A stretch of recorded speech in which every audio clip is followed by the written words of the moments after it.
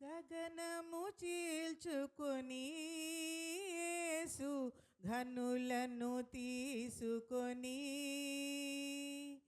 వేలాది దూతలతో భూమికి వేగమెరానుండే యేసు వేగమెరానుండే. గగనము చీల్చుకొని యేసు ఘనులను తీసుకొని వేలాది దూతలతో భువికి వేగమెరానుండే యేసు వేగమెరానుండే.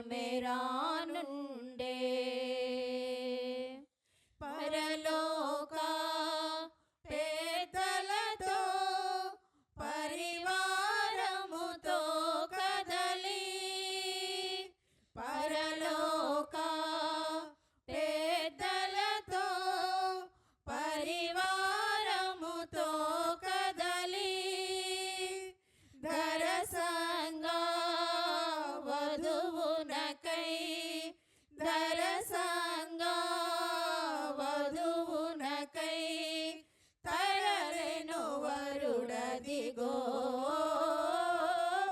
తరలెను వరుడదిగో.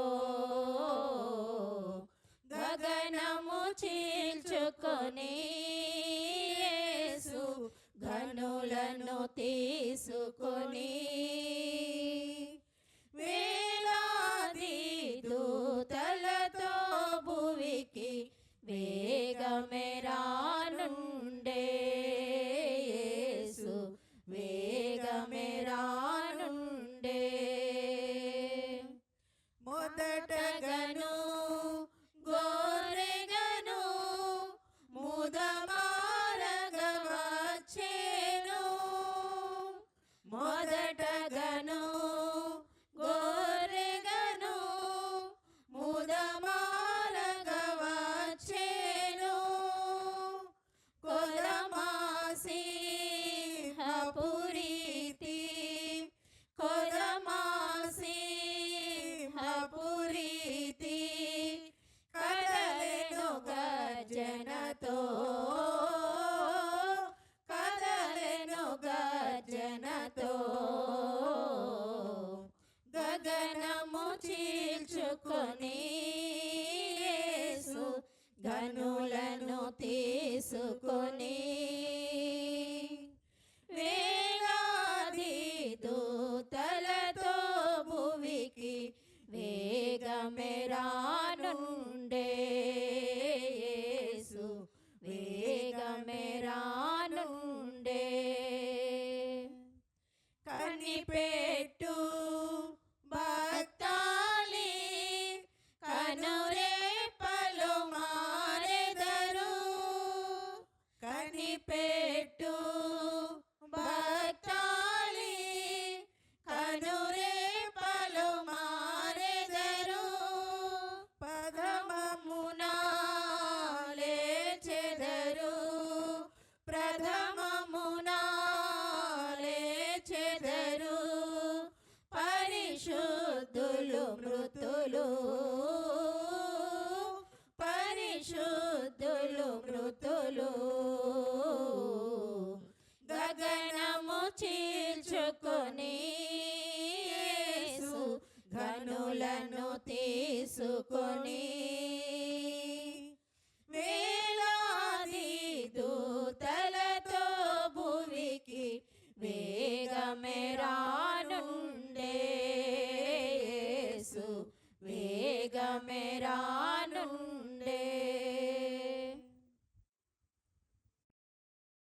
వాక్యాన్ని మనము ధ్యానం చేద్దాం. మత్తయి సువార్త 25వ అధ్యాయం మత్తయి సువార్త 25వ అధ్యాయం 1వ వచనం నుండి 13వ వచనం వరకు మనం ఇదివరకే చదువుకున్నాం. ఈ వాక్య భాగాన్ని మనము ఈ సమయంలో ధ్యానం చేయబోతా ఉన్నాం. 1వ వచనం నుంచి 13వ వచనం వరకు. ఈ 13 వచనాలు మనకు నేర్పుతున్న ప్రాముఖ్యమైన సత్యం ఏంటంటే యేసుక్రీస్తు రెండవ రాకడ కొరకు సిద్ధపడండి. యేసుక్రీస్తు రెండవ రాకడ కొరకు ఏం చేయాలంట? సిద్ధపడాలి. మరొక మాట కూడా చెప్పుకోవచ్చు, పరలోక రాజ్యము సమీపంగా ఉన్నది గనుక సిద్ధపడండి.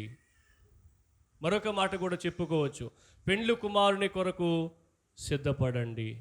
ఈ 3 అంశాలు ఏదైనా మనం పెట్టుకొని నేర్చుకోవచ్చు. అయితే నేను ఈ 13 వచనాలకి ఏర్పాటు చేసిన పేరు ఏంటంటే, యేసుక్రీస్తు రెండవ రాకడ కొరకు సిద్ధపడుట అనే విషయాన్ని మనం ధ్యానం చేయబోతా ఉన్నాం.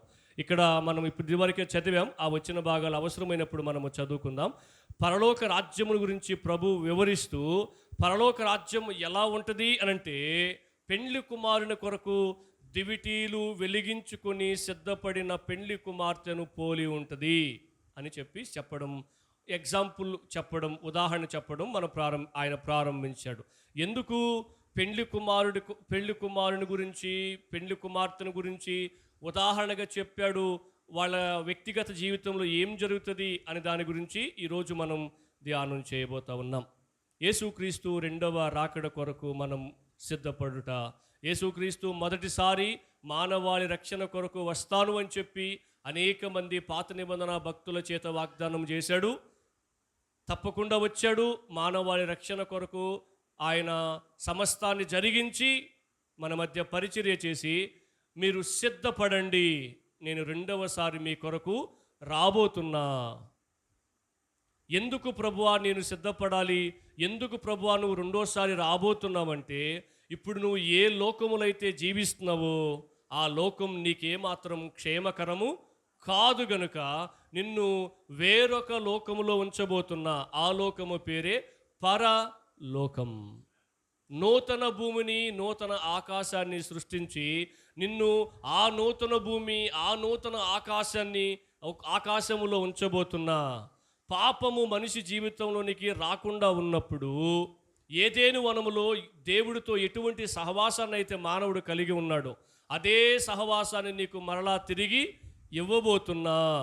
కాబట్టి నేను నీ కొరకు రావడం ఖాయం. కాబట్టి నువ్వేం చేయాలి అంటే సిద్ధపడాలి. ఎలా సిద్ధపడాలి అనే దాని గురించి ఈరోజు మనం ధ్యానం చేయబోతున్నాం. పోయిన వారం యేసు ప్రభు రాబోతున్నాడు అనడానికి సూచనలు మాత్రమే చూసాం. కాబట్టి ఈరోజు మనం ఏం చూస్తామంటే, యేసు ప్రభు రావడం ఖాయం కాబట్టి, పరలోక రాజ్యానికి సిద్ధపడిన వాళ్ళని తీసుకుని వెళ్ళడం ఖాయం కాబట్టి, నేను ఎలా సిద్ధపడాలి, మనం ఎలా సిద్ధపడాలి అనే విషయాన్ని ఈరోజు మనం చూడబోతున్నాం ఆ వాక్యపు వెలుగులో.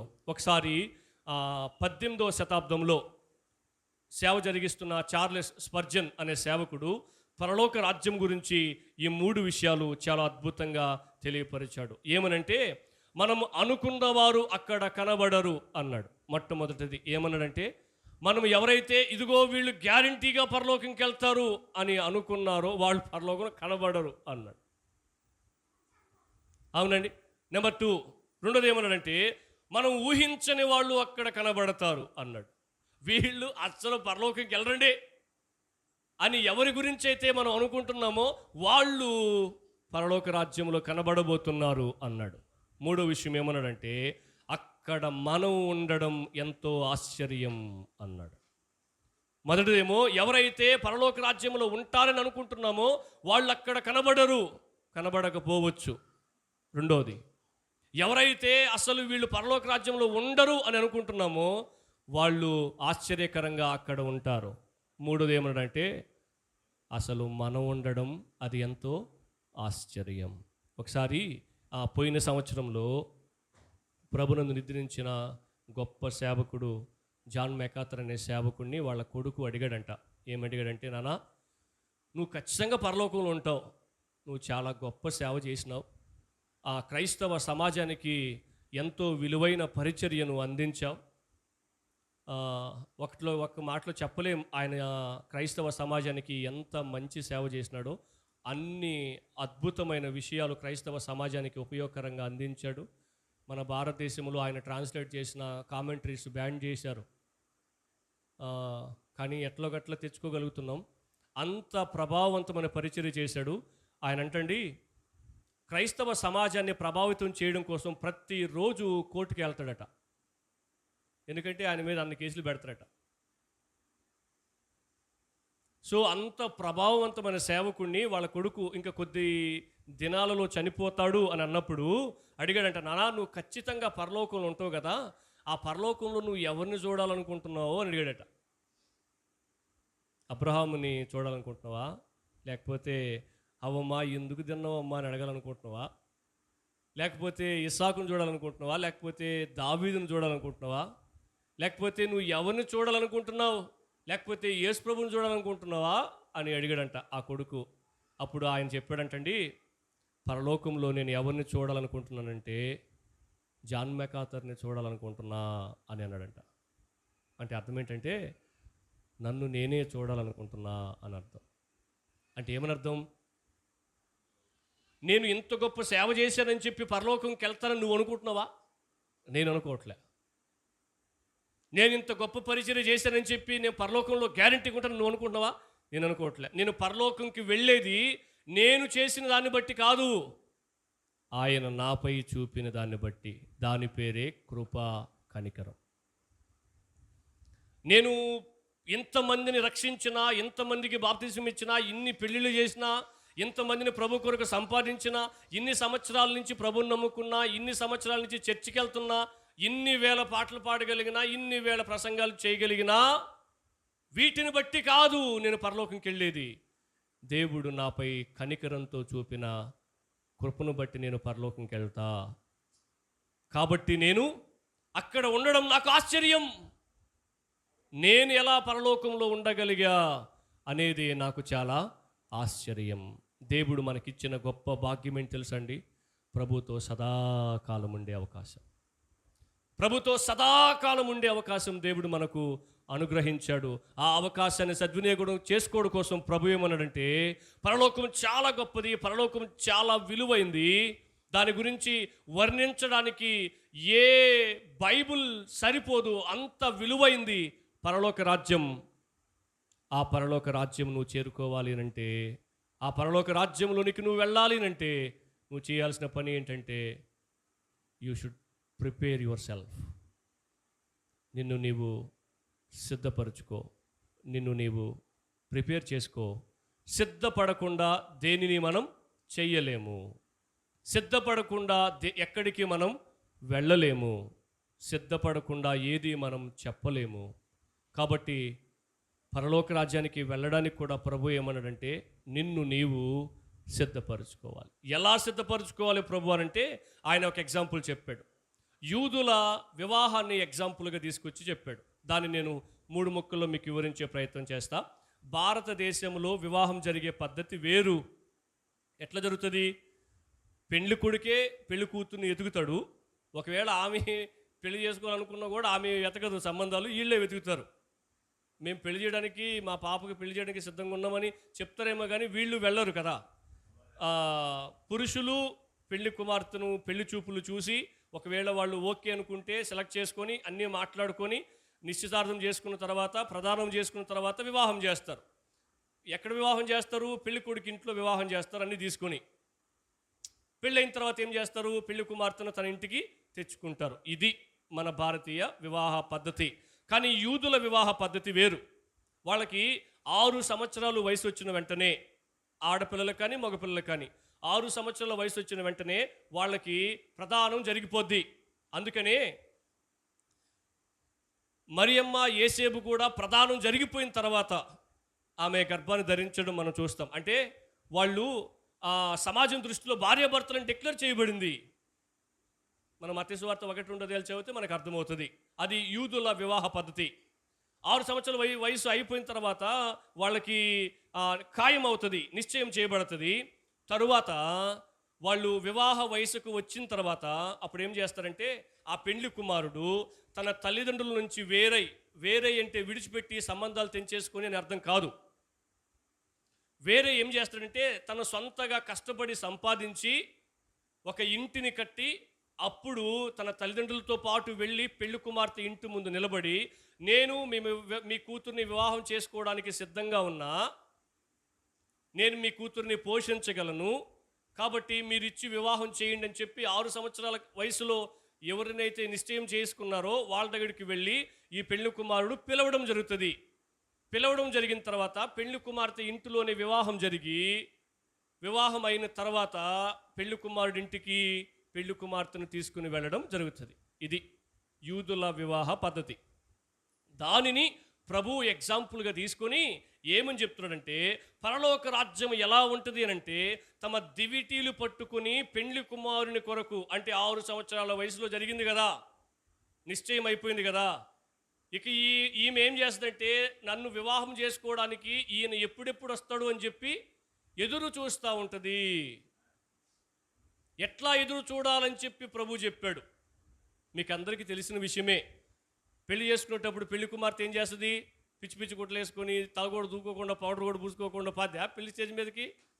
అప్పుడు పెళ్లి కొడుకు ఏమంటాడు? పో ముందు రెడీ అయ్యి రాపో, గోరు కూడా వదలకుండా, చేతులు గోరు వదలకుండా, కాలి గోరు కూడా వదలకుండా మొత్తం ఎక్కడి రెడీ చేసుకొని, కావాల్సింటే ఒక గంట టైం ఇస్తాను నీకు. ఒకసారి నేను ఒక పెళ్లి చేయడానికి వెళ్ళినా, ఇవన్నీ మాకు పెళ్ళిళ్ళు ఎదురవుతుంటాయి. 10 వచ్చాడు పాపం ఆ పెళ్లి కొడుకు స్టేజ్ మీదకి.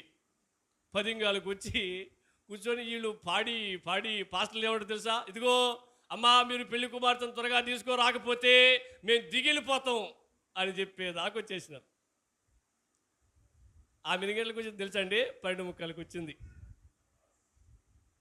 10 నుంచి పాపం ఈయన కాసుకొని ఇంకెట్ట వేరే దారి లేక, గత్యంతరం లేక, ఆయన దిగిలిపోతే బాగుండదు కాబట్టి అట్లాగే వెయిట్ చేస్తున్నాడు ఆయన. ఆమె మాత్రం అలంకరించుకొని ఎన్ని మార్చిందో పాపం మొత్తానికి, ఫోటోలో బాగుపడాలని మార్చి 12:45 వచ్చింది. పాపం ఆ పాస్టర్లు ఏం చేసినట్టు 15 నిమిషాల్లో తేల్చేసారు పెళ్ళిని. సో ఏమైంది అక్కడ? ఆమె సిద్ధపడడంలో ఏం చేసిందంటే నిర్లక్ష్యం చేసింది, సిద్ధపడడంలో జాప్యం చేసింది. దాన్ని ఎగ్జాంపుల్గా చెప్తూ ప్రభు ఏమన్నాడంటే, పెళ్లి కుమారుని కొరకు పెళ్లి కుమారుని ఎదుర్కోవడానికి పెళ్లి కుమారుడు రాకముందే పెళ్లి కుమార్తె ఎలాగైతే సిద్ధపడి ఉంటుందో, అలాగే వరుడైన పెళ్లి కుమారుడిగా పిలువబడుతున్న యేసుక్రీస్తు ప్రభువుని ఎదుర్కోవడానికి వధువు సంఘంగా నీవు ఆయన రాకముందే సిద్ధపడాలి. అప్పుడే నీవు పరలోక రాజ్యములో చేరుకోగలవు అనే ఎగ్జాంపుల్ చెప్తూ ప్రభు ఈ ఉపమానం చెప్పినట్లుగా మనం చూస్తాం. ఈ 13 వచనాల్ని మనం 3 భాగాలుగా విభజించి నేర్చుకుందాం. మొట్టమొదటిగా 10 మంది కన్యకలలో ఉన్న 5 పోలికలు. పోలికలు అంటే ఏంటి? వీళ్ళలో ఉన్నవే వాళ్ళలో కూడా ఉంటాయి. మీకు అందరికీ తెలిసిన కథే ఇది. చిన్నప్పటి నుంచి ప్రతి చర్చిలో, మేబీ నేను కూడా ఎక్కడ విన్నా, మన చర్చిలో కూడా నాటికి వేశారని చెప్పి విన్నా నేను. ఓకే, ఈ 10 మంది కన్యకలలో 5 మంది బుద్ధి గలవారు, 5 మంది బుద్ధి లేనివారు. అవునండి, ఎవరు దేనిని బట్టి వాళ్ళని బుద్ధి గలవారు అన్నారు, దేనిని బట్టి వాళ్ళని బుద్ధి లేని వారు అన్నారు అనే దాని గురించి మనం రానున్న సమయంలో చూస్తాం. మొట్టమొదటి విషయం మనం నేర్చుకోబోయే విషయం ఏంటంటే, 10 మంది కన్యకలలో కలిగిన 5 పోలికలు. వీళ్ళలో ఉన్నవే, బుద్ధి గల వారిలో ఉన్నవే బుద్ధి లేని వారిలో కూడా ఉన్నాయి అనేది మనం అక్కడ చూడబోతున్నాం. నెంబర్ 2, రెండోది 10 మంది కన్యకలలో ఉన్న 5 వ్యత్యాసాలు. మొదటిదేమో 5 పోలికలు, రెండోదేమో 5 వ్యత్యాసాలు. అర్థమవుతుందండి? 5 వ్యత్యాసాలు. నెంబర్ 3, మూడోది 10 మంది కన్యకల నుండి నేర్చుకోవలసిన 5 పాఠాలు. పోలికలు, వ్యత్యాసాలు, పాటలు కాదు, పాఠాలు. అర్థమవుతుందండి? మొదటి విషయం మనం చూసే ప్రయత్నం చేద్దాం సమయానుకూలతను బట్టి. మొదటిది 10 మంది కన్యకలలో ఉన్న 5 పోలికలు. మనం 13 వచనాలు చదివాం కాబట్టి ఆ 13 వచనాలు మరలా మనం చూసే ప్రయత్నం చేయలేం. కాబట్టి నేను చెప్తున్న ప్రతి విషయం ఆ వాక్య భాగంలో ఉంటుంది. మీరు ఆ వాక్య భాగాన్ని చూడొచ్చు కూడా. ఓకేనండి? నెంబర్ 1, 10 మంది కన్యకల్లో ఉన్న 5 పోలికల్లో మొదటి పోలిక ఏంటంటే 10 మంది కన్యకలే. అంటే 10 మంది కూడా యేసుక్రీస్తుని నమ్ముకున్నవారే, 10 మంది కూడా యేసుక్రీస్తు ప్రభు దగ్గరికి వస్తున్నవారే. 10 మందికి యేసుక్రీస్తు తెలియకుండా లేదు, యేసుక్రీస్తే దేవుడని తెలుసు. ఇక్కడ యేసుక్రీస్తు దేవుడిని తెలియకుండా కూర్చున్న వాళ్ళు ఎవరు ఉండరు. ఒకవేళ యేసుక్రీస్తు దేవుడిని తెలియకపోతే ఇక్కడికి రారు. వీళ్ళ 10 మంది కూడా కన్యకలుగానే ఉన్నారు. కానీ ప్రతి చర్చిలో వాక్యం వినేవాళ్ళు ఉంటారు, వినని వాళ్ళు కూడా ఉంటారు. వాక్యం కోసం వచ్చేవాళ్ళు ఉంటారు, వాక్యంతో సంబంధం లేకుండా వెళ్ళి కూర్చొని వెళ్ళిపోయే వాళ్ళు కూడా ఉంటారు. కానీ 10 మంది చర్చికి వినేవాళ్ళు వస్తారండి, వినని వాళ్ళు కూడా, వాక్యం అవసరమని భావించే వాళ్ళు వస్తారు, వాక్యం వినకపోయినా పర్వాలేదులే అని భావించే వాళ్ళు కూడా చర్చికే వస్తారు. అది 10 మంది కన్యకలే. నెంబర్ 2, రెండోది, 10 మంది 10 దివిటీలు పట్టుకున్నారు. దివిటీలు తెలుసు మీకు? ఏంటిది? దీప బుడ్డీలు అనుకుంటున్నారా? కాదు. దివిటీలు అంటే ఇంతకుముందు పాత రోజుల్లో కరెంటు లేనప్పుడు కాగడాలు ఇంత పొడుగు కర్రకి పెద్ద గుట్ట, మీరు పాత రోజులు సినిమాలు చూసినప్పుడు గుహల్లోనికి వెళ్తుంటారు, ఈ కర్ర పట్టుకొని పైన గుడ్డ చుట్టి ఎలిగించుకొని తిప్పుకుంటూ పోతుంటారు, అవునా? అది పాత సినిమాలంగా నవ్వుతున్నారు, చూసినారు కొంతమంది. నువ్వు చూసినావని కాదు, మనం పాత రోజుల్లో అవి ఎగ్జాంపుల్ ఇవ్వడం కోసం నేను మీకు చెప్పిన, ఓకేనండి? అది దివిటి అంటే. దాన్ని పట్టుకుని వీళ్ళు ఏం చేస్తున్నారు? వెలిగించుకుని రెడీగా ఉంటున్నారు. కానీ వీళ్ళ 10 మంది దగ్గర ఏమున్నాయి? దివిటీలు ఉన్నాయి. దివిటీలు దేనికి సాదృశ్యం అంటే వాక్యానికి సాదృశ్యం. ఇక్కడ బైబిల్ లేని వాళ్ళు ఎవరు లేరేమో, అదిగో అక్క దగ్గర కూడా బైబిల్ ఉంది. దేవుని వాక్యం అందుబాటులో లేని వాళ్ళు ఎవరు లేరేమో, ఇక్కడ దేవుని వాక్యం వినబడిన వాళ్ళు ఎవరు లేరేమో. దేవుని వాక్యం ప్రతి ఒక్కరికి వినబడుతుంది, దేవుని వాక్యం ప్రతి ఒక్కరికి అందుబాటులో ఉంది. మీకు తెలుసా అండి, దేవుని వాక్యం ఎలా వినాలి అనే పుస్తకాన్ని రాసిన రచయిత ఏమంటాడు తెలుసండి? దేవుడు నీకు వినిపిస్తున్న ప్రతి ప్రసంగం నిమిత్తం నువ్వు దేవుని ఎదుట నిలబడాల్సి వస్తుంది అన్నాడు. ఏమన్నాడండి? దేవుడు నీకు వినిపిస్తున్న ప్రతి ప్రసంగం నిమిత్తం నువ్వు దేవుని ఎదుట నిలబడాల్సి వస్తుంది అంటే అర్థమేంటి? ఇక్కడ సేవకులు నిలబెట్టి దేవుడు ఊరికినే చెప్పించడు నీకు వాక్యాలు. కాలక్షేపం కోసం కాదు, టైం పాస్ కోసం బఠానీ గింజలు తెచ్చుకొని, జీడిపప్పు గింజలు తెచ్చుకొని నోట్లు వేసుకొని ఎగరేసుకుంటూ చూస్తూ వేడుక కాదు ఇది. జీవము కలిగిన దేవుని వాక్యం, నిత్య నరకం నుండి నిత్య జీవానికి నిన్ను మార్చి సిద్ధపరిచే శక్తివంతమైన వాక్యం దగ్గరికి వచ్చావు. ఎంతో కాన్సన్ట్రేషన్తో, ఆసక్తితో, శ్రద్ధతో నువ్వు దేవుని వాక్యాన్ని వినాలి. 10 మంది చేతులు ఏమని తెలుసండి? దివిటీలు ఉన్నాయి. అక్కడే పెద్ద సమస్య ఉంది. బుద్ధి లేని వాళ్ళ దగ్గర దివిటీలు ఉన్నాయి, బుద్ధి కలిగిన వాళ్ళ దగ్గర కూడా దివిటీలు ఉన్నాయి. అందరికీ 10 మందికి దేవుని వాక్యం అందుబాటులో ఉంది. అందరూ దేవుని వాక్యాన్ని వినొచ్చు. కానీ రియాలిటీ ఏం తెలుసా? అందరూ దేవుని వాక్యం వింటున్నారు అనడం అబద్ధం. కొందరే దేవుని వాక్యం వింటున్నారు అనడం మాత్రం వాస్తవం.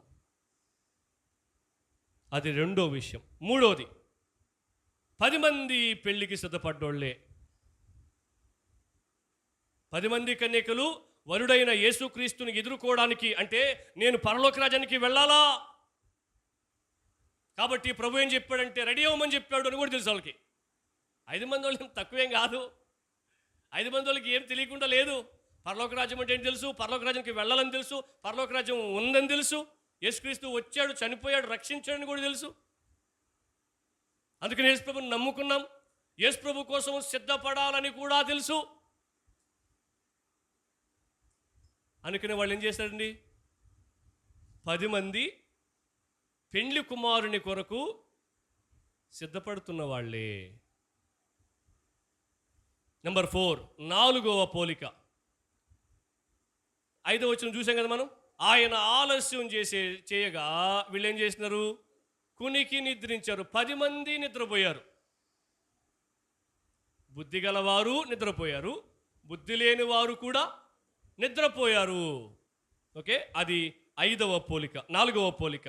5వ పోలిక, 10 మంది దివిటీలను చక్కబరుచుకున్నారు. ఏమైంది? ఆలస్యం చేసినప్పుడు వీళ్ళు ఏం చేసినారు? నిద్రపోయినారు. వెంటనే పెండు కుమారుడు అర్ధరాత్రి నేను రాబోతున్నా అని కడబూర స్వరం వినిపించగానే వెంటనే తవుడుకుంటూ లేచి అరే డ్యూటీలు ఎక్కడ మనం భయపట్టుకోవాలి, ఎత్తుకోవాలని చెప్పి లాక్కొని పట్టుకున్నారు. ఏమర్థమైంది మీకు? 10 మంది కూడా దివిటీలను చక్కపరిచారంటే అర్థం ఏంటంటే 10 మంది కూడా దేవుని యొక్క రాకడ కొరకు ఎదురు చూస్తున్న వాళ్ళే. యేసు ప్రభు రాబోతున్నాడని కూడా వాళ్ళకి తెలుసు. యేసు ప్రభు రాకడ కొరకు ఎదురు చూడాలని కూడా వాళ్ళకి తెలుసు. వాళ్ళకి ఏం తెలియకుండా లేదు. మీకు తెలుసా అండి, చర్చికి వస్తున్న ఏ వ్యక్తి కూడా ఎందుకు నువ్వు రక్షణ పొందలేదు, ఎందుకు నువ్వు నా రాజ్యం కొరకు సిద్ధపడలేదని ఒకవేళ దేవుడు ప్రశ్నిస్తే నాకు తెలియదు ప్రభువా, నాకు ఎవరు చెప్పలేదు ప్రభు అనడానికి అవకాశమే లేదు. ఈరోజు మనం పాడాం, ఏమని తెలుసా?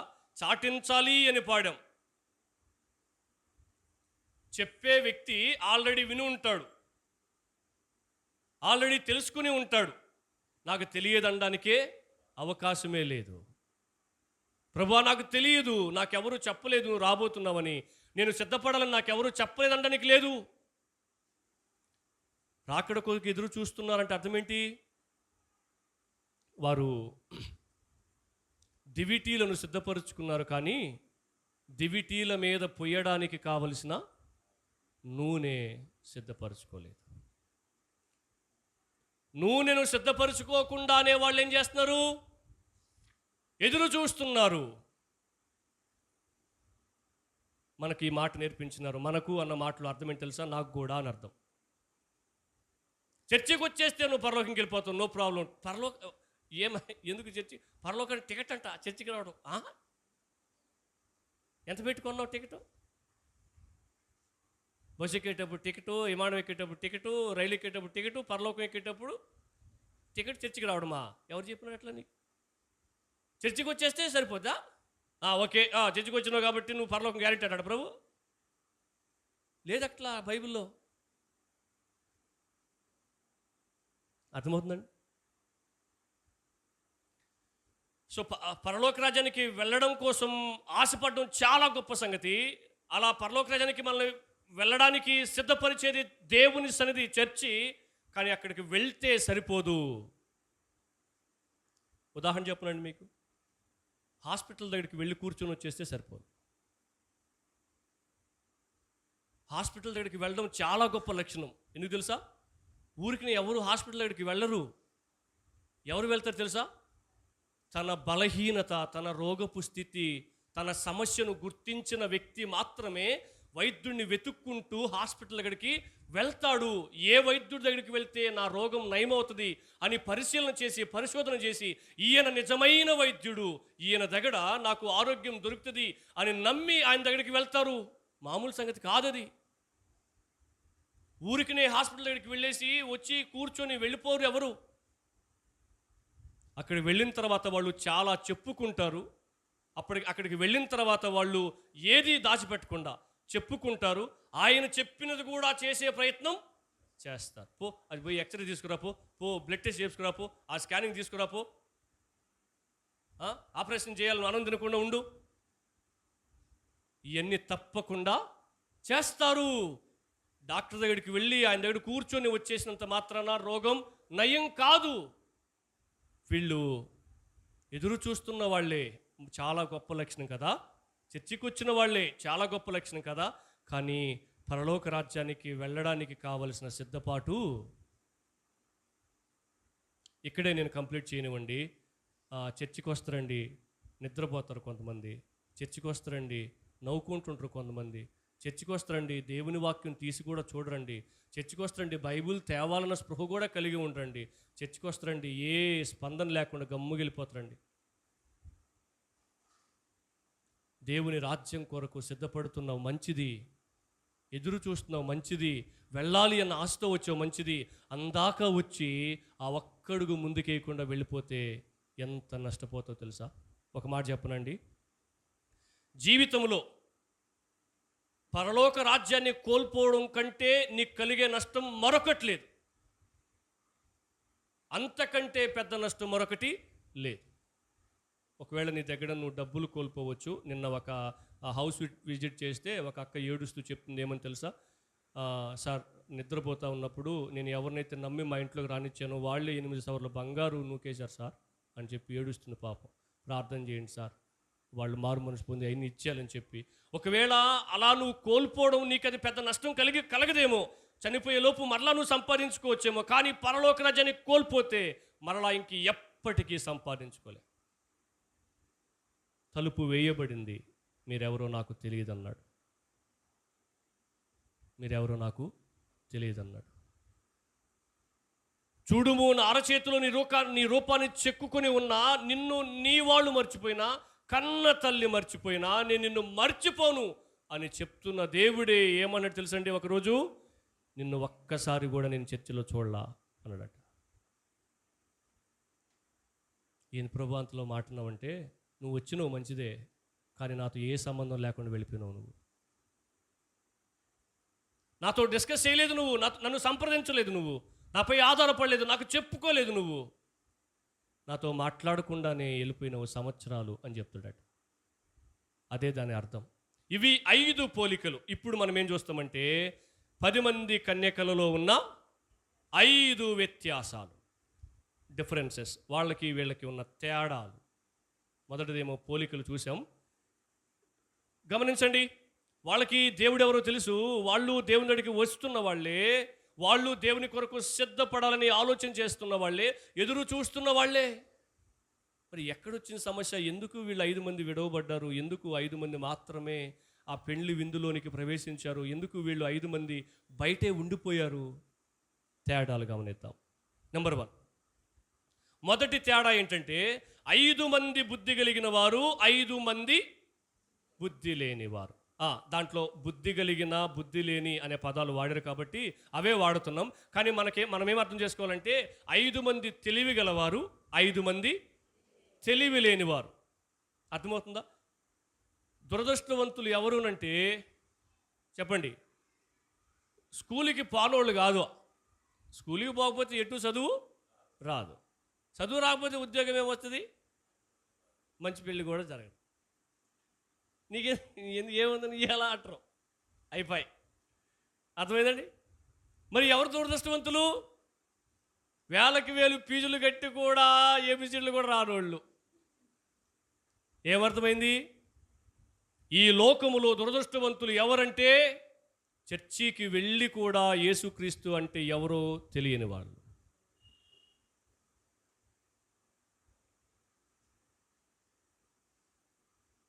అందాక వెళ్ళిపోయినారు. యేసుక్రీస్తుని గురించి తెలుసుకునే వాళ్ళకి ఎన్నో అవకాశాలు ఉన్నాయి.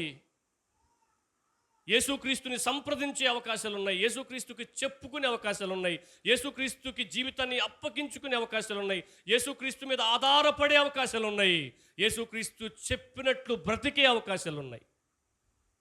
అవన్నీ వాళ్ళకి అవైలబుల్గా ఉన్నాయి, అందుబాటులో ఉన్నాయి. కానీ అవేవి నాకు అవసరం లేదని విడిచిపెట్టి వెళ్ళిపోయే వాళ్ళే ఈ భూమి మీద అత్యంత దురదృష్టవంతులు. 5 మంది బుద్ధి కలిగిన వాళ్ళు, 5 మంది బుద్ధి లేని వాళ్ళు. దేన్ని బట్టి డిసైడ్ చేసినారు సార్ వీళ్ళు 5 మంది బుద్ధి కలిగిన వాళ్ళు, వీళ్ళు 5 మంది బుద్ధి లేని వాళ్ళు అని చెప్పి? మత్తయి సువార్త 7వ అధ్యాయం, మత్తయి సువార్త 7వ అధ్యాయం 24వ వచనం నుంచి ఒకసారి చదువుతారండి. మత్తయి సువార్త 7వ అధ్యాయం 24వ వచనం నుంచి. కాబట్టి ఈ నా మాటలు విని వాటి చొప్పున చేయు ప్రతివాడు చాలండి. ఇప్పుడు బుద్ధిమంతుడు ఎవరు అని చెప్తుందా వచనం? అది దేవుని మాట విని ఆ ప్రకారం జీవితాన్ని కట్టుకున్నవారు బుద్ధిమంతుని పోలి ఉన్నారు. నెంబర్ 1, దేవుని మాట వినడానికి వచ్చినావు, దేవుని మాట నీకు వినబడుతుంది, దాన్ని నువ్వు సీరియస్గా తీసుకుంటే నీ జీవితం ఏమవుతుందో తెలుసా? క్రీస్తు అనే బండ మీద నీ జీవితం కట్టబడుతుంది.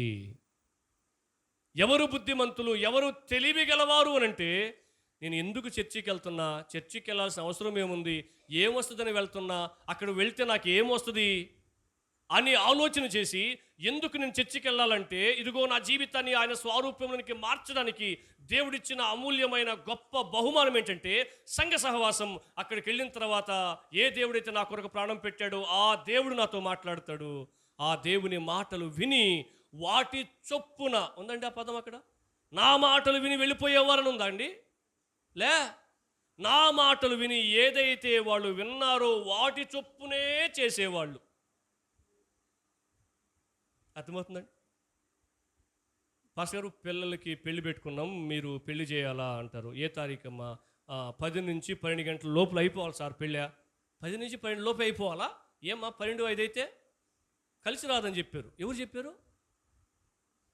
అది ఎవరు మాట అన్నావు? వాళ్ళే చేయమనుకోండి పెళ్ళి. మరే వాళ్ళని ఆశీర్వదించమను. ఆయన మాటలు వినడానికి వస్తున్నావు, నువ్వు ఎవరిని సంప్రదిస్తున్నావు? అందుకని నేను ఎవరన్నా పెళ్లి కార్డు గురించి చెప్పినప్పుడు నేనేమంటానంటే లోగా తీసేయండి అని చెప్తా. లోగా అంటే ముహూర్తాలు పెట్టినట్టు. మనం పెట్టం, మనకు ముహూర్తాలు పెట్టమని బైబిల్లో లేదు. బైదవే వాస్తు కూడా లేదండి. ఇటుక రాయి మీద నూనె పోసి, సిమెంట్ అతుక్కోదు ఇటుక రాయి మీద నూనె పోస్తే. తెలుసండి మీకు? అతుకూడదండి.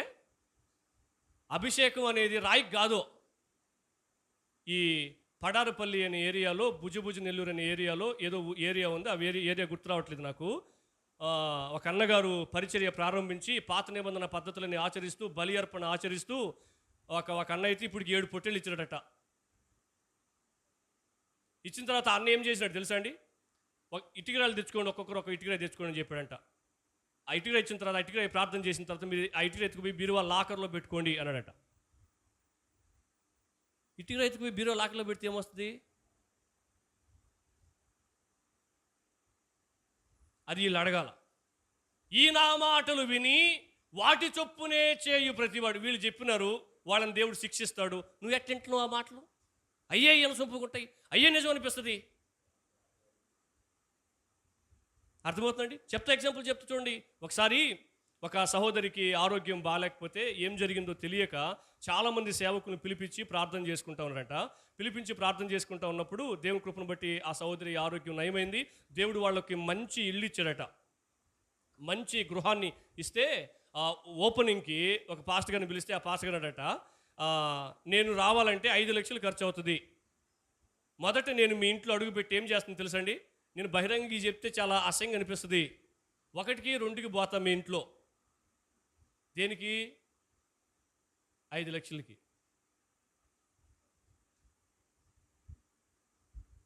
నిజంగా యేసునందు విశ్వాసం ఉంచండి, ఆయన త్వరగా రాబోతున్నాడు, మారు మనసు పొందండి అని చెప్పే వాళ్ళ చేతిలో రూపాయి కూడా పెట్టాం. కానీ వాళ్ళకి మాత్రం 5 లక్షలు ఇచ్చేస్తాం. ఎందుకు మీ ఎగ్జాంపుల్ చెప్పినా? ఆయన మాటలు విని ఆయన మాటల మీదనే జీవితాన్ని కట్టుకున్నవారు బుద్ధిమంతులు. ఈ రోజుల్లో అబద్ధాన్ని నమ్మే వాళ్ళే ఎక్కువ మంది, నిజాన్ని నమ్మేవాళ్ళు తక్కువ మంది. అబద్ధం అంటే ఏంటి తెలుసా అండి? అశాశ్వతమైన వాటి మీద క్రైస్తవ జీవితాన్ని కట్టడం. నిజం అంటే ఏంటి తెలుసా అండి? వాక్యం మీద జీవితాన్ని కట్టడం. వాక్యం అంటే ఏంటి? ఆయన మాటే. ఆయన అంటున్నాడు, నా మాటల మీద ఎవరైతే తమ జీవితాన్ని కట్టుకుంటారో వాళ్ళు బుద్ధిమంతుని పోలి ఉంటారు. భవిష్యత్తులో వాళ్ళ జీవితంలో ఏమొచ్చినా ఆ జీవితం పడిపోదు, దేవుడే చెప్పాడు. నెంబర్ 2 రెండోదేంటి? ఇంకొక 5 మంది ఉన్నారు. ఎవరోళ్ళు? బుద్ధి లేనివారు. దేన్ని బట్టి వాళ్ళకి తెలివి తక్కువ వాళ్ళు, బుద్ధి లేని వారిని డిసైడ్ చేసినామంటే ప్రభు చెప్పాడు, ఏమన్నాడు? ఈ నా మాటలు విని వాటి చొప్పున చేయని. ఒకే డిఫరెన్స్ అక్కడ, చేయని. ఇద్దరు విన్నారా లేదా? విన్నారు. అదే పోలికి మనం పైన చూసాం. ఇద్దరు వినే అవకాశం ఉంది. ఇద్దరు దేవుని మాటలు కూడా విన్నారు. కానీ 5 మంది మాత్రం దాన్ని పరిగణలోకి తీసుకొని ఎలా చేయాలో ప్రయత్నం చేశారు. కానీ 5 మంది మాత్రం డాక్టర్ గారికి వెళ్ళారు, మాత్రలు కూడా తీసుకున్నారు, పాత చెత్తపొట్లు పారేసిపోయినారు. ఏమర్థమైందండి? చెత్తపొట్లు పారేసిపోతే వ్యాధి ఏమైపోతుంది? ఆ మాత్రలు ఏం చేయాలా? చేదుగా ఉన్నా, నచ్చకపోయినా, ఇనసొంపుగా లేకపోయినా, అర్థమవుతుందండి? నీకు అనుకూలంగా లేకపోయినా, నీ మనసును గాయపరిచినా వేసుకోవాల్సిందే. ఎందుకు తెలుసండి? అది జీవము కలిగిన మాట. ఆ మాత్ర లోపలికి వెళ్తేనే లోపల ఉన్న వ్యాధి నయమయ్యి ఆరోగ్యవంతునిగా నువ్వు మార్చబడతావు. అందుకనే ప్రభు ఏమంటే తెలుసా? నా మాటిను అన్నాడు. ఈ నా మాటలు విని వాటి చొప్పున చేయి ప్రతివాడు బుద్ధిమంతుడు అన్నాడు. ఈ నా మాటలు విని ఇద్దరు విన్నారు, వాటి చొప్పున చేయని ప్రతివాడు బుద్ధిహీనుడు అన్నాడు. అది బుద్ధి లేని వ్యక్తి అని చెప్పి అన్నాడు. వీళ్ళిద్దరి మధ్య మొదటి వ్యత్యాసం ఏంటి తెలుసండి? 5 మంది మాత్రమే బుద్ధి కలిగిన వారు, 5 మంది మాత్రం బుద్ధి లేని వారు. నెంబర్ 2, రెండోది, 5 మంది దగ్గర మాత్రమే నూనె ఉంది, 5 మంది దగ్గర నూనె లేదు. మీకు తెలుసండి, నూనె ఎత్తుకుపోవాలని కూడా తెలియదు వాళ్ళకి. ఉందా? మీరు ఆ 13 వచనాల్లో చూడండి. దివిటీలు వెలిగించబడాలంటే ఏం కావాలా? ఉదాహరణకండి, మనం కర్రకి గుడ్డ జుట్టేసి వెలిగించేసినాం, గుడ్డ ఏమైపోద్ది? కాలి బూడిదైపోద్ది. ఇంకేం వెలుగుతుంది? గుడ్డ కాలిపోకుండా ఏం చేయాలా? నూనె పోస్తూ ఉంటే గుడ్డ అలాగే ఉంటుంది. ఎక్కువసేపు పని అయ్యేంత వరకు, అదే మన భాషలో కరెంట్ వచ్చేంత వరకు వెలుగుతూనే ఉంటుంది. అలా కాకుండా మనం నూనె పోయకుండా గుడ్డకి వెలిగించి ఇటు పట్టుకోవడం అనుకో, అది తప్పకుండా పడితే అది సమస్య. దివిటీలు వెలిగించుకోవాలి. దివిటీలు వెలుగుతూ ఉండాలని తెలియకపోతే దివిటీలు తెచ్చుకోరు కదా. అర్థమవుతుందండి? ఈ దివిటి దేనికి సాదృశ్యం తెలుసా అండి? వాక్యానికి సాదృశ్యం. బైబిల్ తెస్తివి ఆడ పెట్టుకుంటే ఏం లాభం? తీస్తే కదా దాన్ని. ఇంటికాడ పెట్టుకుంటువి, మోసుకొని చర్చికి తెస్తివి, మళ్ళీ మోసుకుని ఇంటికి పోయి పెడతాడు. మోసుకొచ్చుకో, ఇటు తెచ్చుకొని చర్చికి పో, ఇది ఇట్లు పెట్టి అంటారు. తెచ్చాడు దేవుడు బైబిల్.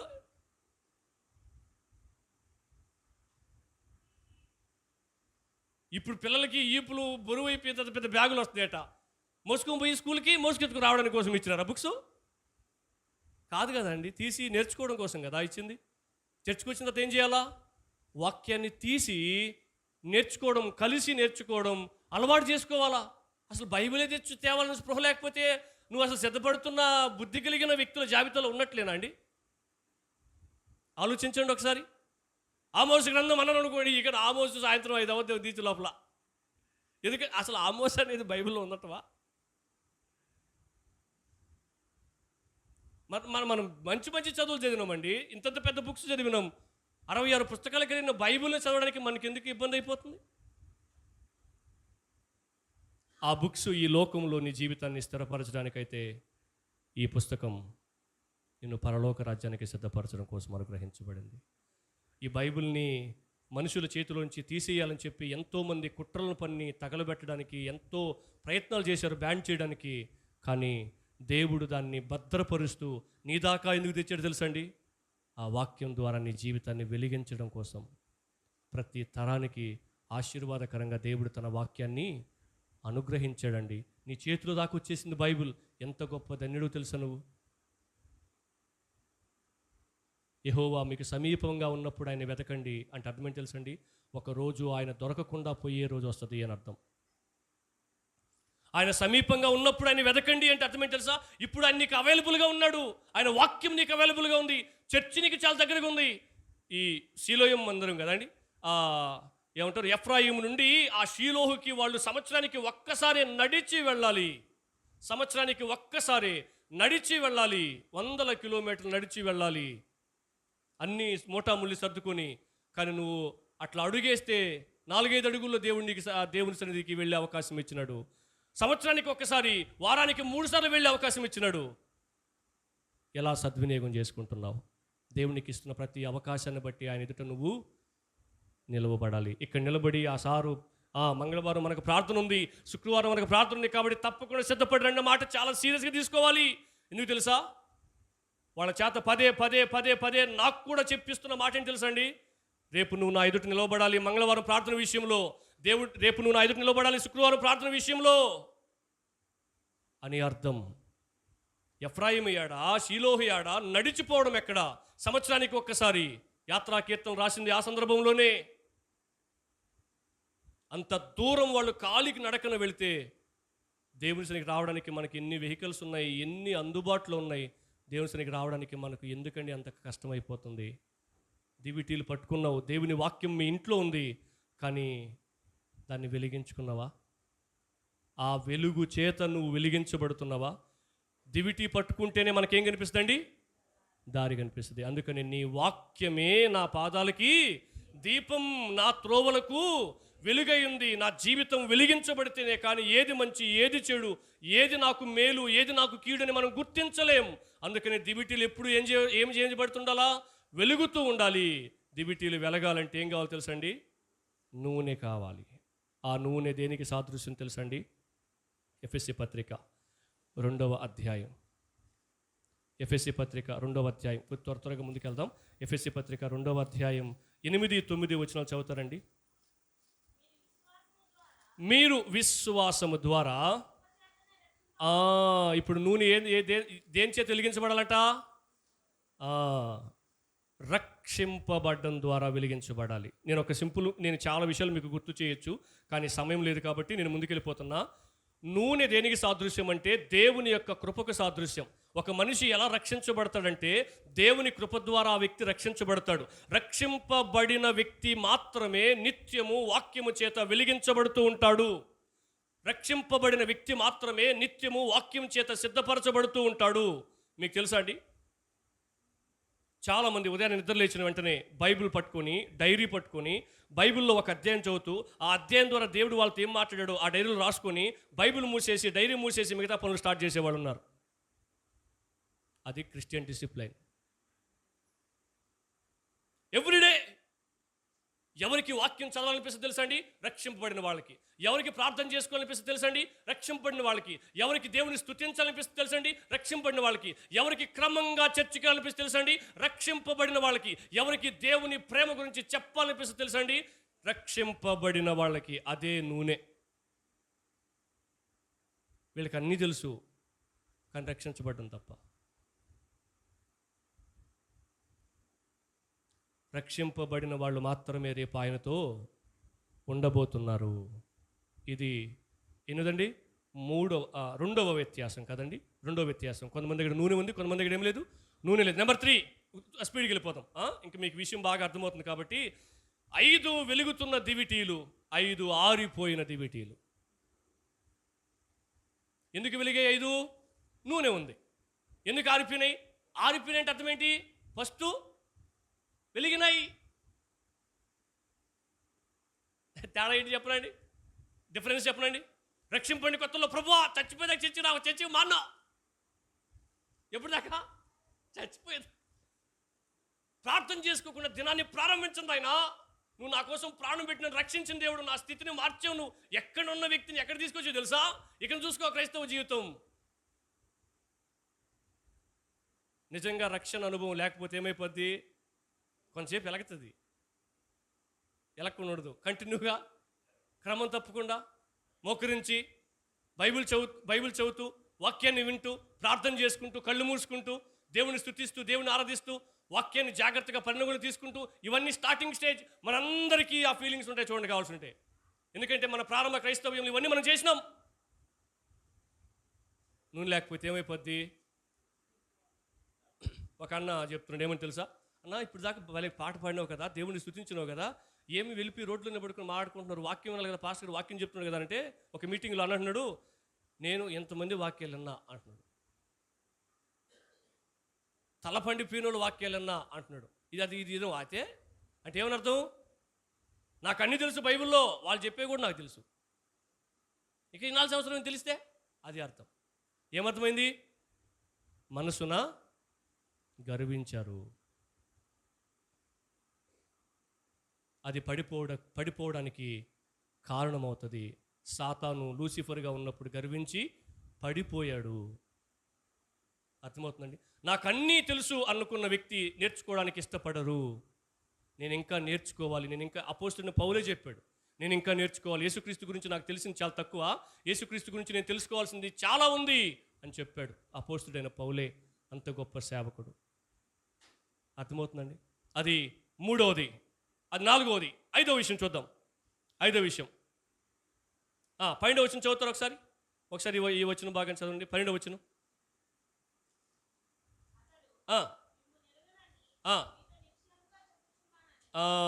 ఏమర్థమైంది? 5 మందికి ఆయన ఎవరో తెలుసు, 5 మందికి ఆయన ఎవరో కూడా అర్థమవుతుందండి. చాలామంది ఏం చేస్తున్నారు తెలుసండి, యేసుక్రీస్తు గురించిన ఏమంటారు బేసిక్ నాలెడ్జ్ కూడా లేకుండానే బాప్తిసం తీసేసుకో పరలోకంకి వెళ్ళిపోతారని చెప్తున్నారు. మీరు ఒక వచనం చూపిస్తారండి బైబిల్లో, బాప్తిసం తీసుకుంటే పరలోకంకి వెళ్తారు అన్న వచనం ఒకటే చూపిస్తారండి. ఎవరు బాప్తిసం తీసుకున్నారు అని బైబిల్లో ఉంటుందంటే, మారు మనసు పొందిన వాళ్ళు, పాపాన్ని ఒప్పుకొని పశ్చాత్తాపడి విడిచిపెట్టిన వాళ్ళు బాప్తిసం తీసుకున్నట్టు బైబిల్లో ఉంది. అసలు మారు మనిషి అనే పదమే అనకుండా, పాపక్షమాపణ అనే పదమే అనకుండా, పాత జీవితాన్ని విడిచిపెట్టాలన్న ఆలోచన కలిగించకుండా మన వాళ్ళకి బాప్తిసం ఇచ్చేసినంత మాత్రం వాళ్ళు పరలోకంకి వెళ్తారండి? వెళ్ళరు. ఏమర్థమైందండి? ఇదిగో ఈ 5వ విషయం కూడా దానికి సంబంధించింది.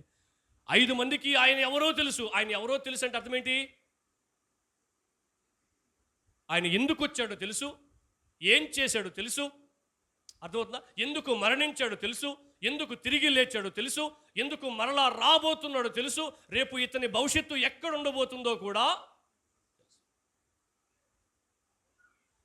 5 మందికి అసలు ఏమి ఇది గుర్తుంటుంది, బాప్తిసం తీసుకుంటే పరలోకం పోతాం అంతే. ఇది ఒక్కడికి బాగా గుర్తుంటుంది. నేను తీసేసుకున్నా, రొట్టె తీసుకుంటే, ద్రాక్షరసం తీసుకుంటే పరలోకంకి వెళ్ళిపోతాం. నేను తీసుకుంటున్నా ప్రతి నెల, నేను కాబట్టి ఎవరు పోతారు? ప్రభు ఏమని తెలుసండి, అదే మత్తయి సువార్త 7వ అధ్యాయం మనం 24వ వచనం చదివాం కదా, పై వచనం చదివితే అక్కడ దేవుడు ప్రభు చెప్పినాడు కొన్ని విషయాలు. చదువుతారు ఒకసారి? మత్తయి సువార్త 7వ అధ్యాయం 21, 22 చదువుతారండి.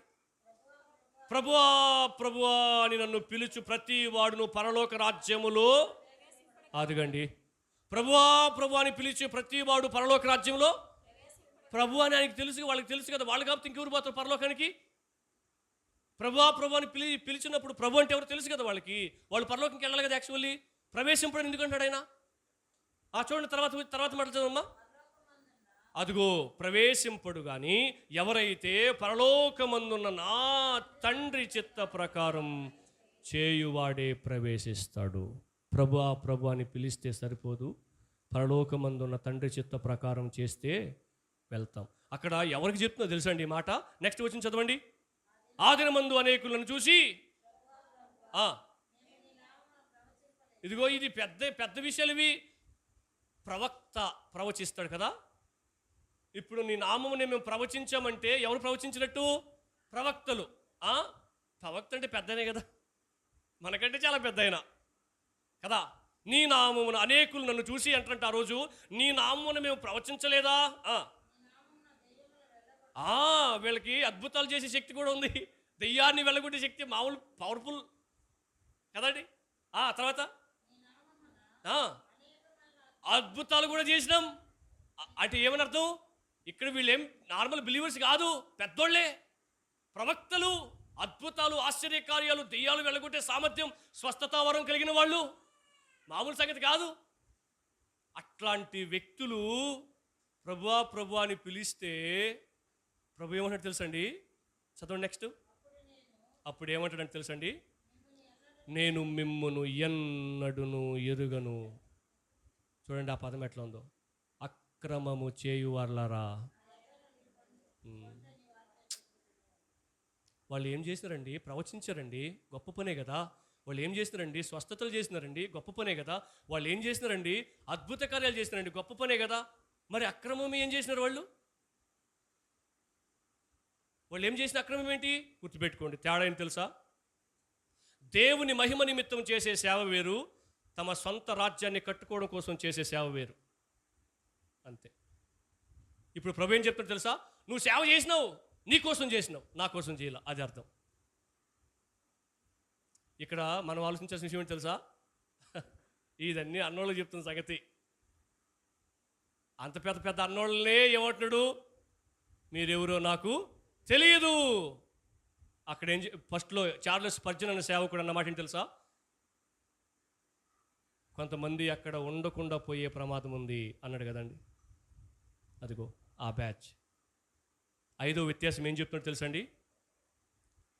కొంతమంది చర్చికి వస్తూ కూడా దేవుడు ఎవరో తెలియని వాళ్ళు ఉన్నారు.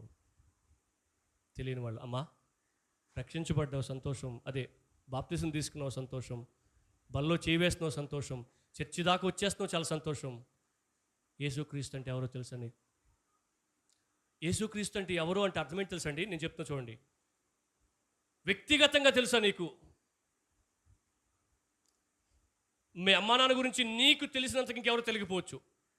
పర్సనల్ రిలేషన్షిప్ ఉంది కాబట్టి, దగ్గర సంబంధం ఉంది కాబట్టి. నీ భర్త గురించి, నీ భార్య గురించి, నీవు కన్న బిడ్డల గురించి నీకు తెలిసినంతగా ఎవరు తెలియకపోవచ్చేమో. ఎందుకంటే వాళ్ళతో నీ ఉన్నంత దగ్గరగా ఇంకెవరు ఉండరు కాబట్టి. యేసుక్రీస్తు ఎవరో నీకు తెలియాలంటే ఏం చేయాలి తెలుసండి? నియరెస్ట్ అండ్ డియరెస్ట్,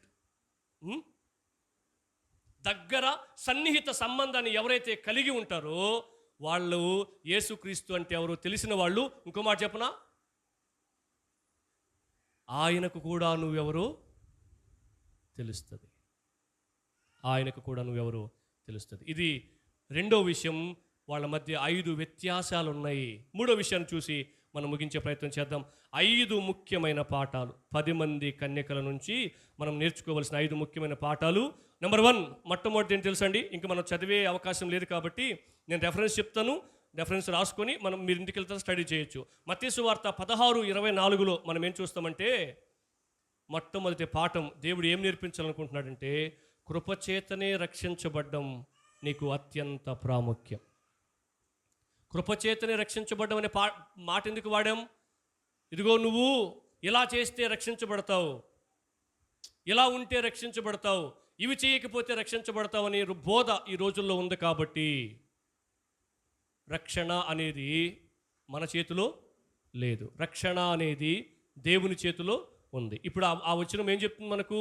మీరు కృపచేత రక్షించబడ్డారు, అది మీకు అత్యంత ముఖ్యం. బాప్తిసం తీసుకోవడం కాదు ముఖ్యం, బలలో చేయవేయడం కాదు ముఖ్యం, చర్చికి రావడం కాదు ముఖ్యం, రక్షించబడ్డం ముఖ్యం. పరలోకానికి వెళ్ళేది చర్చికి వచ్చేవాళ్ళు కాదు, పరలోకానికి వెళ్ళేది బాప్తిసం తీసుకున్న వాళ్ళు కాదు, పరలోకానికి వెళ్ళేది బలలో చేయవేస్తున్న వాళ్ళు కాదు, పరలోకానికి వెళ్ళేది రక్షించబడిన వాళ్ళు. యేసుప్రభు వచ్చింది బాప్తిసం ఇవ్వడం కోసం కాదు, యేసుప్రభు వచ్చింది బల తీసుకోమని చెప్పడం కోసం కాదు, యేసుప్రభు వచ్చింది చర్చికి వెళ్ళమని చెప్పడం కోసం కాదు, యేసుప్రభు వచ్చింది రక్షించడం కోసం. రక్షింపబడిన వాళ్ళు మాత్రమే రేపు ఎక్కడ ఉంటారో తెలుసా అండి? పరలోక రాజ్యంలో ఉంటారు. రక్షింపబడిన వ్యక్తి అనుదినము తనను తాను సిద్ధపరచుకుంటూ ఉంటాడు. అది సైన్, అది గుర్తు. ఓకేనండి. నెంబర్ 2, సమయం లేదు కాబట్టి మనం ముందుకెళ్దాం. ఆలోచిస్తున్నారా? ధనవంతుడు అనే వ్యక్తికి అన్నీ ఉన్నాయి, ఒకటి లేదు. ఏంటది? రక్షణ. రక్షింపబడిన వ్యక్తి నిత్య జీవంలో ఉంటాడు. ధనవంతుడికి అన్నీ ఉన్నాయి ఈ భూమి మీద, ఒకటి లేదని కాదు. నా ప్రాణమా తినుము తాగుము సుఖించుము, నువ్వు కూర్చొని తింటే తరగనంత ఆస్తి ఉంది నీకు అని చెప్పినాడు. కానీ ఎక్కడున్నాడు తెలుసండి? నరకములో అంగలారుస్తున్నాడు ఒక్క నీటి బొట్టు కోసం. అన్నీ ఉన్నాయి కానీ ఏం లేదు? రక్షణ లేదు. కలిగి ఉన్న ఏటిని బట్టి పరలోకానికి వెళ్ళడం ఒక్క రక్షణ ద్వారా మాత్రమే. నెంబర్ 2, రెండో పాఠం దేవుడు మనకి ఏం నేర్పించాలనుకుంటే తెలుసండి? కృపచేత రక్షించబడ్డం అత్యంత ముఖ్యం అని చెప్పాడు. రెండోది, కృపచేత రక్షించబడ్డం అత్యంత అవసరం అని చెప్పాడు. మెయిన్ నీడ్, అది అత్యంత అవసరం. ఒకవేళ నీకు ఆరోగ్యం సరిగా లేకపోయినా దాని మీద దృష్టి పెట్టాల్సిన అవసరం కూడా లేదు. రక్షించబడ్డం ముఖ్యం. ఎందుకు తెలుసండి? నీ పాపములు క్షమించబడి ఉన్నామని చెప్పుట సులభమా, నువ్వు లేచి నీ పరుపెత్తుకున్నాడు అని చెప్పుట సులభమా? ఏంటి సులభం? స్వస్థపరచడం పెద్ద విషయం కాదు ఆయనకి, పరలోకం నుంచి స్వస్థపరిచేయవచ్చు. చచ్చిపోయిన కూడా బతికించగలిగిన సామర్థ్యం కలిగిన వాడు, సర్వశక్తిమంతుడు ఆయన. మరి భూమి మీదకి ఎందుకు వచ్చాడు తెలుసా? నేను స్వస్థపరచడం కోసం కాదు, లేనివన్నీ నీకు ఇచ్చిపోవడం కోసం కాదు. ఈ లోకమే నీకు వద్దు, మంచిది కాదు, ఇంకో లోకంలో పెడతానంటుంటే ఈ లోకం వేయడానికి ఎందుకు వస్తాడు? సువార్త అది. మరి అత్యంత అవసరమైంది ఏంటి? రక్షించబడ్డం. అది నీకు అత్యంత అవసరమైంది. ఇక్కడ నిలబడుకున్న అన్నోళ్ళు కూడా ఏం చెప్పాలి తెలుసా? నీకు అత్యంత అవసరమైన విషయం గురించే డిస్కస్ చేయాలా. దేవుడు నిన్ను దీవించబోతున్నాడు, దేవుడు నిన్ను వర్ధిల్ల చేయబోతున్నాడు, త్వరలో నువ్వు ఫలించబోతున్నావు, త్వరలో నువ్వు హైదరాబాద్ పోబోతున్నావు కాదో ఈగా చెప్పాల్సింది. ఆయన త్వరగా రాబోతున్నాడు. ఎప్పుడు నువ్వు ఈ లోకాన్ని విడిచిపెడతావు నీ చేతులు లేదు కాబట్టి బ్రతుకున్నప్పుడే దీపం ఉండగానే చక్కబెట్టుకో. అది కదా చెప్పాల్సింది, అది కదా నువ్వు వినాల్సింది, అది వినడం కోసం కదా నువ్వు చర్చికి పోవాల్సింది. ఒకవేళ ఇక్కడ నిలబడుకున్న అన్న రక్షణ సువార్త చెప్పకుండా ఇంకేమైనా చెప్తుంటే, సార్ అయి కాదు మాకు కావాల్సింది, రక్షణ సువార్త చెప్పండి అని కదా నువ్వు చెప్పాల్సింది. మా ఫ్యూచర్ గురించి చెప్పండి అని కదా చెప్పాల్సింది. నిజమే చెప్పండి, మేమేమైనా అనుకుంటే మేము అనుకోవద్దు, బైబిల్లో ఉన్నది మాకు చెప్పండి అని కదా నువ్వు చెప్పాల్సింది. అది రెండో విషయం. నెంబర్ 3, మూడో పార్ట్ మీకు తెలుసండి. కృపచేత రక్షణ పంచేది కాదు. పంచేది కాదు. పంచేదంటే షేర్ చేసుకునేది కదా. మీ అమ్మను బట్టి నీకు రక్షణ రాదు, మీ నాన్నను బట్టి నీకు రక్షణ రాదు. వారసత్వంగా ఆస్తిపాస్తులు వస్తాయేమో కానీ వారసత్వంగా రక్షణ రాదు. మా అమ్మ చర్చికి పోతుంది కాబట్టి నేను పరలోకంకి వెళ్ళిపోవచ్చు అనడానికి లే. దేన్ని బట్టి నువ్వు క్రైస్తవుడివి అని అంటే, ఒకరోజు మేము బైబిల్ డిస్కస్ చేస్తున్నామనంటే దేన్ని బట్టి నువ్వు రక్షించబడవనంటే, మా అమ్మలు చిన్నప్పటి నుంచి యేసుప్రభుని నమ్ముకున్నారు, నాకు ఇంక ఏరే దేవుళ్ళు తెలియదు, నేను చిన్నప్పుడు చర్చికి పోతున్నా పరలోకంకి వెళ్తా అంటున్నారు. చిన్నప్పటి నుంచి చర్చికి పోతే పరలోకంకి వెళ్ళిపోతావా? Do you know Jesus in personally? యేసుక్రీస్తు గురించి నీకు వ్యక్తిగతంగా తెలుసు ఆయన ఎవరో? నీకు వ్యక్తిగత సంబంధం ఉందా ఆయనతో? ఆ ప్రభు అంటే ఆ చెప్పు, ఆయన ఏం చెప్పు అని అనగలడా నీతో? ఆయన నీతో మాట్లాడుతున్నాడా? ఆయన నీతో ఉన్నాడని చెప్పి రుజువులు నీకు ఉన్నాయా? అది పరలోకానికి వెళ్ళడానికి అర్హత. రక్షణ అనేది, కృపచేత రక్షణ అనేది పంచేది కాదు. అందుకని వాళ్ళు ఏమన్నారు? అయ్యా మేము నూనె తెచ్చుకోవడం మర్చిపోయినాము, ఇప్పుడు దీపాలు ఆరిపోతున్నాయి, మాకు నూనె ఇవ్వండి అంటే వాళ్ళు ఏమన్నారు? అమ్మ మేము నీకు ఇచ్చేస్తే నూనె మాకు సరిపోదు, కాబట్టి మీరేం చేయాలా? అమ్మవాని వద్దకు వెళ్ళి కొనుక్కొచ్చుకోండి. అర్థమవుతుందండి? గుర్తుపెట్టుకోండి. రక్షణ, యేసుక్రీస్తు కృప ద్వారా రక్షణ అనేది దేవునికి ఇచ్చిన ఉచితమైన బహుమానం. అయితే పరలోక రాజ్యం సిద్ధపడడం అనేది వెల చెల్లించడంతో సమానం. వెల చెల్లించడం అంటే ఏంటి తెలుసండి? యేసు ప్రభువుకి నచ్చనవన్నీ నువ్వు వదిలిపెట్టేయాలా, అప్పుడు మాత్రమే నువ్వు ఆయనతో ఉంటావు. లేదు నాకు అవ్వ కావాలా, కుదరదు. యేసుక్రీస్తుకి నచ్చనివి నన్ను వెంబడించాలంటే అన్న ఏమన్నాడు? మిమ్మల్ని మీరు ఉపేక్షించుకుని ప్రతిదినము నాశలు వెతుకుని నన్ను వెంబడించండి అన్నాడు. అప్పుడే మనం యేసు ప్రభుని వెంబడించగలం, యేసు ప్రభు దగ్గరికి వెళ్ళగలం. ఓకేనండి? అది మూడో సంగతి. ఏంటి? నూనె పంచేది కాదు. అర్థమవుతుందండి? ఆరోగ్యం పంచగలమండి ఎవరికి? అది ఎట్లా పంచగలం? పంచలేం. నీకు బాగాలేకపోతే నువ్వు డాక్టర్ దగ్గరికి వెళ్ళాల్సిందే, చూపించుకోవాల్సిందే. వాళ్ళు బాగాలేకపోతే వాళ్ళు డాక్టర్ దగ్గరికి వెళ్ళాల్సిందే, వాళ్ళు కూడా చూపించుకోవాల్సిందే. అర్థమవుతుందండి? రైట్. అది నాలుగో విషయం. నాలుగో విషయంలోకి వెళ్దాం. కృపచేత రక్షణ అనేది కొనుక్కోవాలి. అక్కడేమో పంచేది కాదు అని చూసాం. ఇక్కడ ఏం చేయబోతుంది? ఇక్కడ ఏం చూస్తాం తెలుసండి? మనము కొనుక్కోవాలి. దాని గురించి నేను వివరించేసాను కాబట్టి దాని గురించి మనం వివరించాం. కాబట్టి మనం సంపాదించాలి. నెంబర్ 5 అండ్ ఫైనల్లీ 5వది, కృపచేత రక్షింపబడకపోవడం ప్రమాదకరం. కృపచేత రక్షింపబడకపోవడం మనిషి జీవితానికి చాలా ప్రమాదకరం. మనకు ప్రయోజనకరంగా ఉండడం కోసం ఒక వాక్య భాగాన్ని చదివిస్తా, చూడండి. చదువుతారు ఒకసారి ఈ వాక్య భాగాన్ని. 24వ అధ్యాయం 51వ వచనం. మత్తయి సువార్త 24వ అధ్యాయం 51వ వచనం. అక్కడ ఏడ్పును పండ్లు కొరుకుటయు నుండును. ఎక్కడా? కృపచేత రక్షింపబడకపోతే ఒక వ్యక్తి యొక్క గమ్యస్థానం ఏంటంటే నిత్య నరకం. ఎక్కడ? నరకంలో ఏముంటుందట? నిత్యము ఏడుస్తూనే ఉండాలి, నిత్యము పండ్లు కొరుకుతూనే ఉండాలి. ఇంకొన్ని మాటలు నేను మీకు యాడ్ చేస్తా. నిత్యము అక్కడ చీకటే ఉంటుంది. అర్థమవుతుందా? నిత్యము అక్కడ వేదన ఉంటుంది.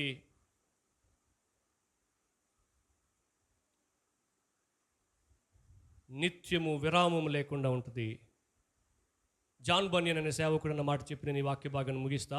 ఈ వాక్య భాగాన్ని ఆ కొటేషన్ మీరు జాగ్రత్తగా ఆలకించండి. జాన్ బన్యన్ అనే సేవకుడు ఏమంటే తెలుసండి? 10,000 సంవత్సరాల తర్వాత అయినా, నరకములో 10,000 సంవత్సరాల తర్వాత అయినా 1 గంట విరామం ఇస్తాం, బ్రేక్ మన భాషలో.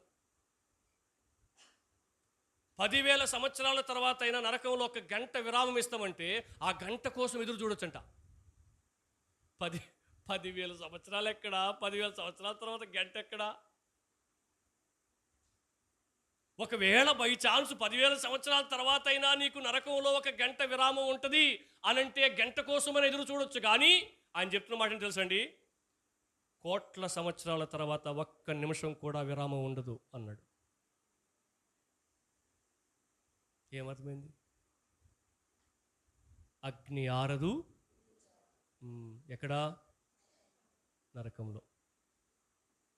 ఫలింపని ప్రతి చెట్టు నరికివేయబడి అగ్నిలో వేయబడుతుంది. అంటే యేసుక్రీస్తునందు విశ్వాసం ఉంచి కృపచేత రక్షించబడకుండా లోకానుసారంగా జీవిస్తున్న వ్యక్తి రేపు నిత్యము మండుచుండు అగ్నిగుండంలో పడవేయబడతాడు. అక్కడ అగ్ని ఎప్పటికీ ఆరిపోదు. పురుగు. నేను పొయ్యి కాడ సువారు చెప్తుంటా మా ఆవిడికి. ఎందుకు అక్కడ నాకు మంచి ఆది దొరుకుతుంది. ఎందుకు అప్పుడు ఆ పొయ్యి కాడ అమ్మ అమ్మమ్మ అంటుంటుంది. ఎందుకు? ఆ చెట్లు పడుతుంటాయి కదా, ఈ చెట్లకే నువ్వు అట్లా అంటుంటే రేపు దాంట్లోకి వెళ్ళిపోవాల్సి వస్తుంది. ఎన్ని సంవత్సరాలు తెలుసా? There is no end. అంతము లేదు. మరి ఆ పరిస్థితి ఎట్లా ఆలోచించుకో. కాబట్టి కుదురుగా చర్చికి పోవాలి మనం అని చెప్తుంటా. అది అవకాశం. నాకు చిన్న చిన్న అవకాశాలు మనం ఉపయోగించుకోవాలి మన ఇంట్లో వాళ్ళకి సువార్త చెప్పడం కోసం. ఆ చిన్న చెట్టు పడితేనే ఉలికి పడితే అగ్ని ఆరిపోదు. దాంట్లోకి వెళ్ళి మనం కాలిపోయే పరిస్థితి వస్తుంది. ఇంకో మాట చెప్పనా? యాడ్ చేసాడు ఇంకో మాట, పురుగు. అంటే అర్థం ఏంటి? శరీరం అగ్నిలో వేయబడితే మన శరీరానికి ఉన్న కండలు ఫ్లెష్ అంతా కూడా ఏమైపోద్ది? కరిగిపోయి బూడిదైపోవాలి కదా. కానీ అక్కడ అవ్వదు. పొజిషన్ ఎట్లా తెలుసండి? ఒక పక్క మంటలు మండుతూనే ఉంటాయి, శరీరం కాలుతూనే ఉంటుంది, కండలు కరిగిపోతూనే ఉంటాయి, మళ్ళీ చెతుక్కుంటుంటాయి. అది పరిస్థితి. ఎన్ని రోజులండి? ఎన్ని రోజులు? ఎన్ని సంవత్సరాలు? చాలా అనడానికి కూడా సరిపోదు. There is no end. దానికి అంతం ఊహించండి ఒకసారి. ఎవరినైనా మనం భుజం మీద పెట్టుకుని మోసుకుని వెళ్తా ఉన్నప్పుడు గుర్తు చేసుకోవాల్సిన విషయం ఏంటి తెలుసా? ఈ మనిషి పరలోకంలో ఉన్నాడా లేకపోతే అగ్నిగుండం కోసం కాసుకొని ఉన్నాడా? అలా ఆలోచన చేసినప్పుడు మనకి ఏం గుర్తొస్తుంది తెలుసండి? ఇంకెవ్వరిని చనిపోయే లోపు ఇలా నరకానికి పంపించే పరిస్థితులు రాకూడదు. నా ఇంట్లో వాళ్ళని నేను ఎప్పటికీ నరకానికి పంపించే పరిస్థితులు రాకూడదు. వాళ్ళతో నేను మాట్లాడాలి, వాళ్ళ గురించి వాళ్ళతో డిస్కస్ చేయాలి, వాళ్ళని ప్రభు దగ్గర నడిపించుకోవాలి. ఆ ఆలోచన ఇదిగో ఈ సిచ్యువేషన్ నుంచి పుడుతుంది. దేవుడు నేర్పిస్తున్న మా పాఠం ఏంటి తెలుసండి? అటువంటి పరిస్థితులు నీకు రాకుండా ఉండాలి అంటే we should prepare your self. నిన్ను నీవు సిద్ధపరచుకో. దేనితో సిద్ధపరచుకోవాలి తెలుసండి? అక్కడ కొన్ని సూచనలు చెప్పాడు. దివిటి వాక్యానికి సాదృశ్యం, నూనె రక్షణకు సాదృశ్యం. వాక్యము చేత రక్షించబడి నిత్యము వెలుగుతుండు. రేపు ఒక రోజు ఆయన రాబోతున్నాడు. ఎప్పుడు వచ్చిన ప్రాబ్లం లే మనకు. ఎంతసేపు ఆలస్యం చేసినా ప్రాబ్లం లే. ప్రభునందు నిద్రించేసినా ప్రాబ్లం లే. ఎందుకని? తెస్సలోనికీ పత్రిక 4వ అధ్యాయం 13 నుంచి 18 వరకు ఏం చెప్తుంది? ప్రభునందు మృతులైన వారు మొదట లేస్తారు. ఇంక ఇబ్బంది ఏం లే. ఈ లోకాన్ని విడిచిపెట్టేసిన ప్రాబ్లం లే. ఎప్పుడు? కృపచేత రక్షించబడి నిత్యము వాక్యం చేత వెలుగుతూ ఉన్నప్పుడు. మీ జీవితంలో మీరు దేన్ని నిర్లక్ష్యం చేయండి, కానీ వాక్యాన్ని, సంఘ సహవాసాన్ని మాత్రం నిర్లక్ష్యం చేయొద్దు. ఆయన త్వరగా రాబోతున్నాడు. దేవుడు నీకు ఇచ్చిన అమూల్యమైన గిఫ్ట్ ఏంటి తెలుసా? ఆయన ఆలస్యం చేస్తున్నాడు. ఇంకా ఆలస్యం చేస్తే నువ్వు ఇంకా రెడీ అవ్వచ్చు. బాగా సిద్ధపడడానికి దేవుడే నీకు అవకాశం ఇస్తున్నాడు. కాబట్టి నువ్వు సిద్ధపరచుకోవడానికి ప్రయత్నం చేయి. చర్చకు వచ్చిన తర్వాత ప్రతి విషయాన్ని సీరియస్గా తీసుకో. కేర్లెస్గా ఉండొద్దు. దేవుడితో నీకు సంబంధం లేదని ఉండొద్దు. పార్టిసిపేట్ చేయడం నీకు చాలా అవసరం. కాబట్టి మనం అలా సంఘ సహవాసంలో ముందుకి కొనసాగుదాం. ప్రభు అన్నాడు కొరింథీ పత్రికలో, నేడనే సమయం ఉన్నప్పుడే రక్షించబడు. నేడే అనుకూల సమయం, ఇదే మిక్కిలి అనుకూల దినం. ప్రార్థన చేసుకుందాం.